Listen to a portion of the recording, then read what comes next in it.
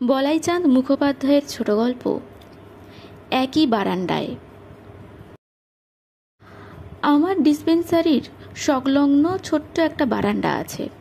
তার উপরে দিনে ধুলো জমে, রাত্রে কুলি আর রিক্সাওয়ালারা শোয়। গভীর রাত্রে সেখানে মাঝে মাঝে জুয়ারও আড্ডা বসে শুনেছি। একদিন ডিসপেন্সারিতে বসে আছি, এমন সময় সেই বারান্দায় আর একরকম সম্ভাবনা আভাসিত হলো। হঠাৎ একটি 19-20 বছরের ছেলে এসে ডিসপেন্সারিতে প্রবেশ করল এবং নমস্কার করে কাচুমাচু হয়ে দাঁড়িয়ে রইল। রোগী নয়, সাহায্য প্রার্থী। পূর্ববঙ্গের উদ্বাস্তু। পূর্ববঙ্গের ভাষায় সসংকোচে বললে, বড় দুরবস্থায় পড়েছি, কিছু সাহায্য চাই। এর আগে এরকম সাহায্য আরও অনেক করেছি, 2-1 টাকা দিলেই চুকে যেত। কিন্তু আমার মনে এক উদ্ভট প্রেরণা এলো। বললাম, সামান্য 2-1 টাকা নিয়ে কি আপনার অভাব মিটবে? এরকম ভিক্ষে করেই বা চলবে কতদিন? আমাকে একটা চাকরি জুটিয়ে দিতেন কোথাও। লেখাপড়া কতদূর করেছ? ম্যাট্রিক পাশ করেছি। ম্যাট্রিক পাস ছেলের তো কোথাও ভালো চাকরি জুটবে না, তার চেয়ে তুমি ছোটোখাটো দোকান করো না কোথাও। ক্যাপিটাল কে দেবে আমাকে? বেশি ক্যাপিটাল দিয়ে কী হবে? খুব কম ক্যাপিটাল নিয়ে আরম্ভ করো কিছু। দোকানদারি করার অভিজ্ঞতাটা হোক আগে, তারপর বেশি ক্যাপিটাল নিয়ে বড় কিছু করবার যোগ্যতা হবে। কি করব বলুন? আমার এই ডিসপেন্সারির সামনে দিয়েই এক বড় রাস্তা চলে গেছে, কত লোক আসছে যাচ্ছে। তুমি কয়েক বান্ডিল বিড়ি দেশলাই নিয়েই বসে যাও না। অনেক ছেলে মেয়েও রোজ স্কুলে যায় এদিক দিয়ে। খাতা, পেন্সিল, কালির বড়ি এইসব কিছু কিছু রাখতে পারো। আমার এই চওড়া বারান্দায় রয়েছে, এরই উপর বসে যাও কাল থেকে। ওসব জিনিস কেনবার টাকা নেই আমার কাছে। আচ্ছা, আমি দিচ্ছি তোমার 10 টাকা। 10 টাকা দিলাম। টাকা নিয়ে সে জিনিসপত্র কিনে আনলো। একটা মাদুর দিলাম, সেটা বারান্দায় বিছিয়ে হর্ষকুমার দোকান সাজিয়ে বসল। লজেস্য এনেছে কিছু, তাই ছেলেমেয়েরা আসতে লাগলো। প্রথম মুশকিল হলো ভাষা নিয়ে। হর্ষকুমারের ভাষা বিহারি ছেলেমেয়েরা বোঝে না, তাদের ভাষা হর্ষকুমার বুঝতে পারে না। তারপর লক্ষ্য করলাম হর্ষকুমারের কথা বলবার ধরনটাও মোলায়েম নয়, মুখভাবও স্নিগ্ধ নয়। সে সকলের সঙ্গে যেন খেঁকিয়ে কথা বলছে। যদিও সে মাটির উপর মাদুর বিছিয়ে বসে আছে এবং তার পুঁজি মাত্র 10 টাকা, কিন্তু তার হাবভাব যেন নবাব খানজা খাঁর মতো। সম্ভ্রমাত্মক হিন্দি আপ শব্দটা তার জানা ছিল না। কোনো ছেলে তাই তার দোকানে এসে জিনিসে হাত দিলেই সে মাতৃভাষায় খেঁচিয়ে উঠত, এই ছ্যামরা, ও কি করস? তার হাব ভঙ্গি দেখে ছেলে মেয়েগুলো প্রথম প্রথম হাসত খুব। তারপর ছেলেদের যা স্বভাব, খেপাতে শুরু করলো তাকে। নামই বা করে ফেললে তার একটা, করস বাবু, এ করস বলে রোজ এসে চিৎকার করত তারা তার দোকানের সামনে দাঁড়িয়ে। আমি শুধু অতিষ্ঠ হয়ে পড়লুম। বিক্রি অবশ্য হতো কিছু কিছু রোজই, কিন্তু শেষ পর্যন্ত হর্ষকুমার দোকান টিকিয়ে রাখতে পারল না। একদিন এসে বলল আমাকে যে দেশে তার জমিদারি ছিল, সে জমিদারের ছেলে, এরকম উচ্চবৃত্তি করা তার পক্ষে সম্ভব নয়। আমি যেন তাকে ক্ষমা করি। পরদিন আমার বারান্দা থেকে উঠে গেল। দিন কয়েক পরে আমার 10 টাকাও ফেরত দিয়ে গেল। এখানেই যবনিকাপাত হলো, এই আমার মনে হয়েছিল তখন, কিন্তু যবনিকাপাত হলো মাস 3 পরে। হর্ষকুমার আরেকদিন এসেছিল, একেবারে ফুলবাবু সেজে এসেছিল।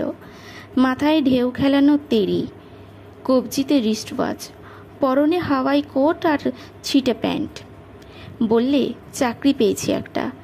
জিজ্ঞাসা করলাম, মাইনে কত? বললে, 45 টাকা, পরে আরও বাড়বে। দেখলাম এতেই সে খুব খুশি। উক্ত ঘটনার মাস 6 পরে একদিন আরেকটা সৌম্যদর্শন যুবক হাজির হলো আমার বারান্দায়। এও উদ্বাস্তু, পাঞ্জাব থেকে এসেছে।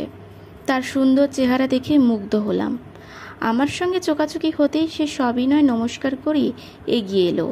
হিন্দি ভাষায় জানালো তার একটা প্রার্থনা আছে আমার কাছে। কি প্রার্থনা? সে বললে যে আমার বারান্দায় সে একটা ছোট্টখাট্টো চায়ের দোকান করতে চায়। সে গরিব উদ্বাস্তু, মাস 5 টাকার বেশি কেয়ারা অর্থাৎ ভাড়া দিতে পারবে না। আমি যদি মেহেরবানি করি তাহলে বড়ই উপকৃত হয় সে। তাকে বললাম, বেশ, দোকান করো, ভাড়া দিতে হবে না। কৃতার্থ হয়ে গলে গেল যেন। পরের দিনই যজ্ঞদত্ত তার দোকান ফেঁদে ফেলল। তার সম্বল একটা তোলা কয়লার উনান, কিছু পিরিচ পেয়ালা, আর এক বালতি জল, কিছু চা, দুধ আর চিনি। উনুনটা বাইরে থেকেই ধরিয়ে আনতো। ধোয়ার জন্য আমাকে কোনো অসুবিধা ভোগ করতে হয়নি। উপরন্তু আমার নানা রকম সুবিধে করে দিয়েছিল সে। আমাকে আর আমার বন্ধু বান্ধবদের বিনা পয়সায় চা খাওয়াতো। রোজ সকালে এসেই আমার ডিসপেন্সারি ঘরটি ঝাড়ু দিত। টেবিল চেয়ার ঝাড়ন দিয়ে ঝেড়ে পরিষ্কারভাবে জল ভরে আনতো। একদিন বললে, ডাক্তারবাবু, আপনার জুতোয় অনেক দিন কালি দেওয়া হয়নি, যদি হুকুম দেন কালি বুরুশ করে দিই। নিজের জুতোর দিকে চেয়ে লজ্জিত হয়ে পড়লাম। সত্যি অনেকদিন কালি দেওয়া হয়নি। বললাম, থাক, তোমাকে করতে হবে না, ভুটিয়া করে দেবে ক্ষণ। আমি দিচ্ছি হুজুর, ভুটিয়ার চেয়ে আমি অনেক ভালো পারবো, আপনি দেখুন। জোর করে আমার পাট থেকে জুতো জোড়া খুলে নিল, আর সত্যি এমন চমৎকার বুরুশ করে দিল যে তাক লেগে গেল আমার। কোনো মুছিও বোধহয় এমন চমৎকার করে করতে পারতো না। আমি খুব খুশি হলাম তার উপর। শুধু আমি নয়, আমার গৃহিণীও হলেন, কারণ গৃহিণীর প্রধান সমস্যা ছিল সকালবেলার বাজার। আমার ডিসপেন্সারি চাকর ভুটিয়া ডিসপেন্সারি কাজকর্ম সেরে তবে বাজার করতে যেত। যজ্ঞবৎ তার কাজের ভার নেওয়াতে সে সকাল সকাল ছুটি পেত, বাজারও পৌঁছে দিত ঠিক সময়। যজ্ঞদত্তের দোকানও বেশ জেঁকে উঠল। তার ভদ্র ব্যবহার আর সুন্দর চেহারায় সবাই আকৃষ্ট হতো তার দোকানে। রাস্তায় দাঁড়িয়ে দাঁড়িয়ে চা খেতে যেত অনেকে। ক্রমশ সে বিস্কুট ও কেকও আমদানি করল। বেশ চলতে লাগলো দোকান। দিন কতক পরে রাস্তার উপরে একটি ঘর খালি হলো। যজ্ঞদত্ত তার দোকান উঠিয়ে নিয়ে গেল সেখানে। টেবিল চেয়ার দিয়ে সাজালো দোকানটিকে। তারপর একদিন দেখলাম চপ কাটলেটও ভাজা হচ্ছে সেখানে। যজ্ঞদত্ত দোকান অন্য জায়গায় উঠিয়ে নিয়ে গেল বটে, কিন্তু আমার সঙ্গে তার সম্পর্ক আগে যেমন ছিল তখনও তেমনিই রইল। আমার ডিসপেন্সারি ঝাড়ু দেওয়া, টেবিল চেয়ার ঝাড়া, কুঁজোয় জল ভরা এবং মাঝে মাঝে জুতোয় বুরুশ করা ঠিক আগের মতোই চলতে লাগলো। যজ্ঞদত্ত আমার নির্ভরযোগ্য আপনজন হয়ে উঠল ক্রমশ। একদিন সে এসে একখানি চিঠি আমাকে দিলে।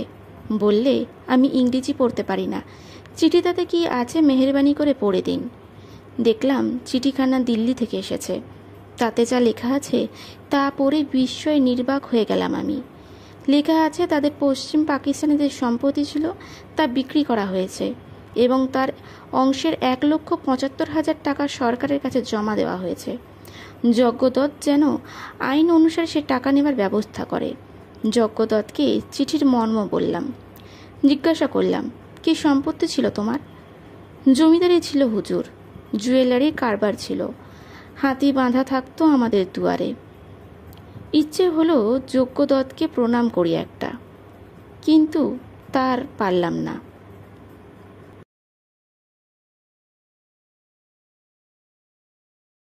নমস্কার।